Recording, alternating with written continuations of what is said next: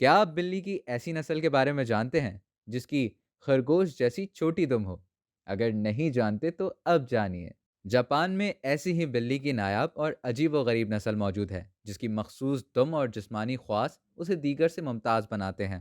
بلی کی یہ نسل جاپانی ثقافت کا کئی صدیوں سے حصہ ہے، جبکہ روایتی آرٹ اور لوک کہانیوں میں بھی یہ نظر آتی ہے۔ اس بلی کی سب سے اہم خصوصیت اس کی چھوٹی خرگوش جیسی دم ہے۔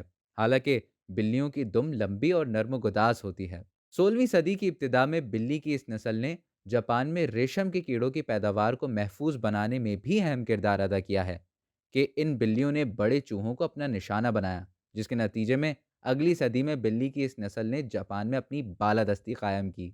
کسی کو یہ پتہ نہیں کہ صدیوں قبل یہ جتنی پسند کی جاتی تھی، آج بھی جاپان میں اسے اتنا کیوں پسند کیا جاتا ہے۔